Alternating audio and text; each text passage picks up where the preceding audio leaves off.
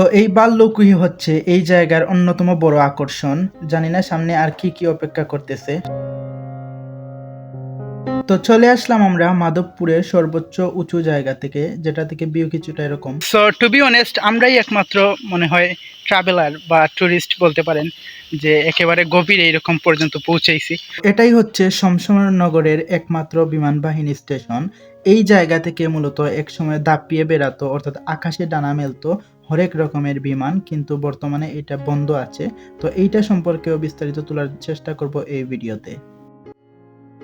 Assalamu alaikum everybody, I hope you all are doing well. So welcome to another interesting travel vlog. So basically আজকে হচ্ছে আমাদের heading Moulvibazar অর্থাৎ শ্রীমঙ্গলের দিকে। তো এখন টাইম হচ্ছে 10:10। তো আশা করি 2 ঘন্টা বা 1.5 ঘন্টার মধ্যে পৌঁছে যাব আমরা আমাদের কাঙ্ক্ষিত গন্তব্যে। এবং ফুললি টোটাল মানে ফার্স্ট টু লাস্ট হোল যে আমাদের জার্নিটা বা এক্সপ্লোরটা টোটাল চেষ্টা করব আপনাদের সাথে শেয়ার করার জন্য। আশা করি আপনারা এনজয় করবেন, তো সাথেই থাকুন। সো ভিউয়ার্স, আসলে এই মুহূর্তে আমরা পৌঁছে গেলাম কুলাউড়া উপজেলা। তো আমাদের আসলে কাঙ্ক্ষিত গন্তব্য ছিল শ্রীমঙ্গলে, যদিও শ্রীমঙ্গল পৌঁছাতে আরও 20-25 বা সর্বোচ্চ 30 কিলোমিটার পর্যন্ত হতে পারে। তো আশা করি আসলে মানে সাইড ভিউ যদি আপনাদের একটু দেখাই, মানে ওভারঅল এইরকম।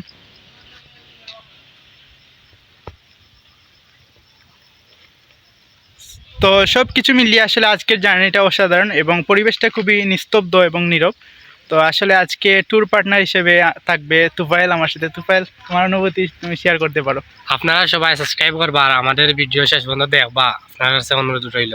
আপনারা অলরেডি হয়তো জানেন যে আমাদের 2টা চ্যানেল, সাগর এক্সপ্লোরার এবং এমডি তুফাইল ব্লগ। তো সাবস্ক্রাইব করে পাশে থাকতে পারেন এবং আমাদের সাথে আপনারাও এক্সপ্লোর করতে পারেন beautiful surrounding and tea garden as well. তো সাথেই থাকুন। চারদিকে সবুজের সমারোহ, যেন প্রকৃতির এক অপার সৃষ্টি। হ্যাঁ বন্ধুরা, বলছি বাংলাদেশের 4 রাজধানী শ্রীমঙ্গলের কথা। আপনি যদি যান্ত্রিক জীবনের ক্লান্তি থেকে একটু মুক্তি পেতে চান, তবে শ্রীমঙ্গলের এই সবুজ রূপ আপনার মন ও প্রাণ জুড়িয়ে দেবে। তো আর দেরি কেন, আমাদের সঙ্গে উপভোগ করতে থাকেন।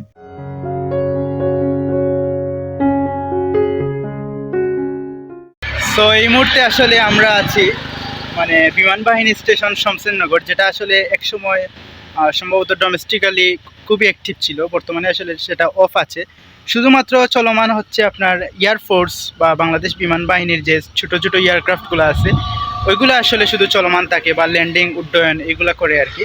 তো যাই হোক, আমি ভিতরে চেষ্টা করছিলাম মানে আমরা ঢোকার জন্য, বাট কর্মরত যিনি ছিলেন উনি বললেন যে এটা আসলে মানে সিভিলিয়ানদের জন্য।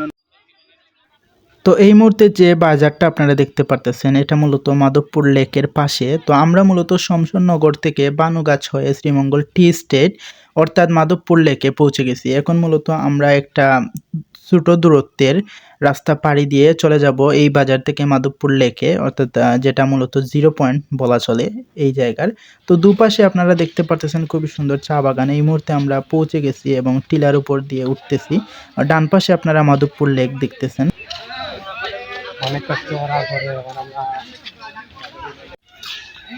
তো এই রাস্তা দিয়ে আমরা হেঁটে হেঁটে চেষ্টা করব সর্বোচ্চ উঁচু জায়গাতে ওঠার জন্য, যেটা থেকে ভিউটা অসাধারণ আসবে এবং আপনাদের সাথে আমরা শেয়ার করব।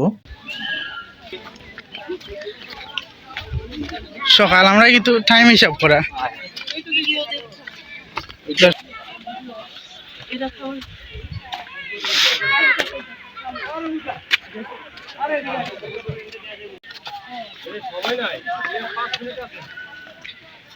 সবুজ পাহাড়ের কূলে লুকিয়ে থাকা এক নীল জলের লেক, মাধবপুর লেক। চারদিকের চা বাগান আর লেকের পানিতে ফুটে থাকা হাজারো শাপলা ফুল একে করে তুলেছে অনন্য।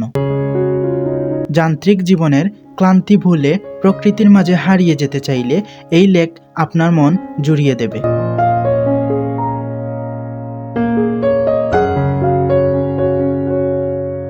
তো এই মুহূর্তে মূলত আপনারা আমার সামনে যেগুলা দেখতে পারতেছেন এগুলা মূলত চাঁদের গাড়ি, অর্থাৎ লোকাল ভাষায় এগুলাকে চাঁদের গাড়ি বলে।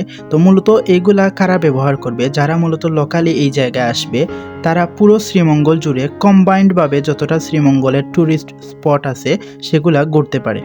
এখন চলে আসলাম শ্রীমঙ্গলের অন্যতম আকর্ষণ লাউয়াচড়া জাতীয় উদ্যান বা লাউয়াচড়া ন্যাশনাল পার্কে। তো যাই হোক, মূলত আসলে কথা বলতে বলতে না, যদিও এই জায়গায় পৌঁছাতে আমাদের মাধবপুর লেক থেকে প্রায় 15 থেকে 16 কিলোমিটার পাড়ি দিতে হয়েছে। পর্যন্ত আপনারা যেটা দেখলেন সেটা হচ্ছে মাধবপুর লেক পর্যন্ত। এখন আমরা মাধবপুর মানে লেক পাড়ি দিয়ে চলে এসেছি লাউয়াচড়া উদ্যানে। ভিতরটা খুবই নিরিবিলি পরিবেশ। সো ফাইনালি আমরা কাঙ্ক্ষিত সেই জায়গায় পৌঁছে গেছি যেখানে মানে সুনামধন্য মানে লেখক আমাদের বাংলাদেশের হুমায়ুন আহমেদ রচিত আমার আছে জল যে সিনেমাটা, ওইটা আসলে শুটিং হয়েছিল এই জায়গাটাই, অর্থাৎ লাউয়াচড়া উদ্যানে। তো যাই হোক, আমি চেষ্টা করবো দু একটা কলি গাওয়ার জন্য, যদিও আমি সিঙ্গার না, মানে আগেই বলে রাখলাম যে আপনারা আমাকে পচাবেন না আর কি। আমার আছে জল, আমার আছে জল, আমার আছে জল, আমার আছে জল, সেই জল যেন পদ্ম পুকুর, মেঘলায় আকাশে মধ্য দুপুর, সেই জল যেন পদ্ম পুকুর, মেঘলায় আকাশে মধ্য দুপুর, অচেনা এক দূরবাসিনী, আমার আছে জল, আমার আছে জল, আমার আছে জল। আসলে এটা আমাদের জন্য সৌভাগ্য ব্যাপার।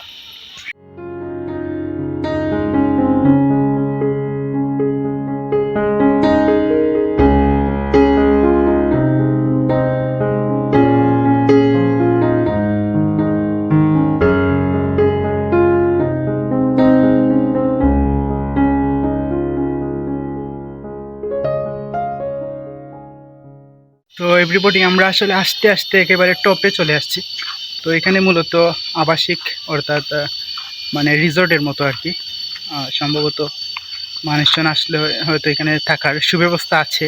তো যাই হোক, এটা একটা সিকিউর প্লেস বলা চলে। এখানে ফটোশট বা ভিডিও এরকম করা অনুচিত বলে মনে করি আমি। তো যাই হোক, আমি with my travel partner Tufail, we are leaving this place and going to downward. So hopefully today's vlog actually is little bit different than my other, মানে এই জায়গায় আসতে পারলে মানে মনটা রিফ্রেশ হয়ে যায়, কি বলো? জি ভাইয়া, হোয়াট ইউর অপিনিয়ন? লাউয়াচড়ার ভিতরে ঢুকলে আপনার সকল মন ফ্রেশ হয়ে যাব, যা ডিপ্রেশন আছে সব ওখানে আইলেও মানে মন ফ্রেশ।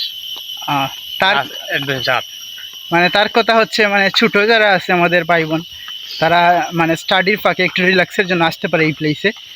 তাছাড়া এখানে আসলে বিরল প্রজাতির বিভিন্ন ধরনের প্রাণী, যেগুলো আমরা সচরাচর সিলেটের মধ্যে সিটির মধ্যে দেখতে পারি না, এবং সেই সাথে বিভিন্ন ধরনের গাছও একটু আগে আমরা দেখলাম। কি দেখলাম যে একটু আলোচনা করলাম, এটা লোহা কাঠ। লোহা কাঠ মানে লোহা কাঠ সচরাচর আমাদের এলাকার বনে আমরা দেখতে পাই না, কিন্তু এখানে আমরা একটা গাছে দেখতে পারছি।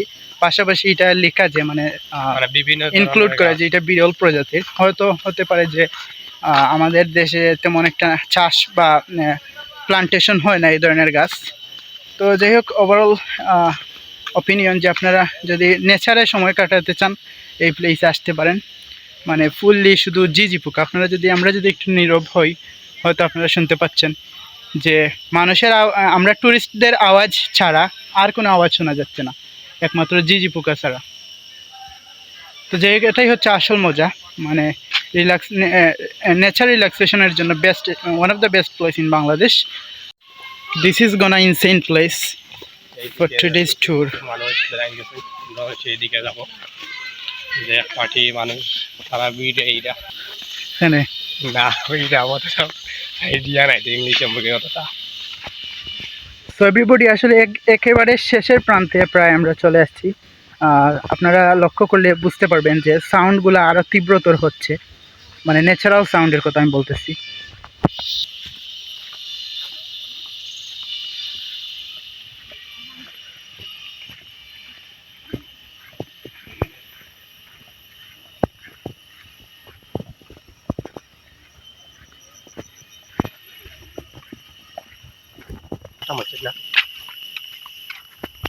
বিরল প্রজাতি বাঁশপাতা। বাঁশপাতা কই? Oh, this is on top of my head. You guys can look for a bit. So to be honest আমরাই একমাত্র মনে হয় ট্রাভেলার বা ট্যুরিস্ট বলতে পারেন যে একেবারে গভীর এইরকম পর্যন্ত পৌঁছাইছি। মনে হয় না এরকম আর কেউ আসছে বলে, আসতে পারবে বা আসছে বলে, হয়তো পারবে, মানে ইন্টেনশন ইচ্ছা থাকলে কেন পসিবল না, সবার জন্য পসিবল এবং উন্মুক্ত। আর যারা আইছেন তারা ওর রেল লাইনটা কিন তারা বাদে ব্যাগ দিছে আর কি ওলা জি এই লান আমরা লাগান কত গভীর আইতে পারছ না আর আইলেও আমরা হইতাম পারাম না। এই সাউন্ডগুলো আরও শুনতে পারছেন আপনারা। তো যাই হোক, আরেকটা কথা বলে রাখি, এখানের ইনফরমেশনগুলো যদি বলি, গেটে ঢুকতে হলে গেট পাস 115 টাকা। কয়েকদিন আগে কত ছিল তুফাইল, তুমি তো একবার আসছিলে? 150 টাকা আছে। 150 টাকা ছিল। ও আরেকবার স্কুলের সাথে মানে গ্রুপ ট্যুরে, স্টাডি ট্যুরে আর কি আসছিল, তখন মূলত 150 টাকা ছিল। যাই হোক, এখন কিছুটা কমছে। আর তা এটা যেহেতু বাংলাদেশ গভর্নমেন্ট দ্বারা সংরক্ষিত একটা এলাকা, তো সেই হিসাবে এই পুরো অর্থায়ন যেটা, সেটা তহবিলটা মনে হয় আমাদের গভর্নমেন্টের কাছেই মানে অন্তর্ভুক্ত হয়, অর্থাৎ আমাদের দেশে উপকৃত হচ্ছে আমাদের টাকা দ্বারা। তো যাই হোক, তারপরেও আমার কাছে মনে হয়েছে মানে টিকিট কস্টটা একটু বেশি। যাই হোক, as a random people, as a local people, I think so.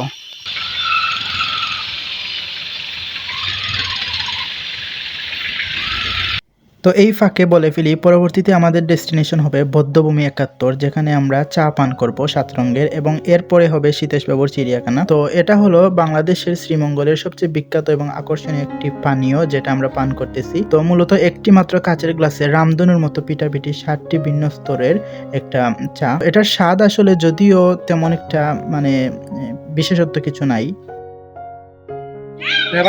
তো সন্ধ্যা গনিয়ে আসার কারণে আসলে ফুটেজ নিতে পারিনি। যাই হোক, আমরা মূলত লাউয়াছড়া থেকে আরও 15 কিলোমিটারের মধ্যে এই দুইটা প্লেস কভার করেছি, এবং সীতেশবাবুর টিকিট ফি হচ্ছে 20 টাকা। তো আজ এই পর্যন্ত, see you in the next video.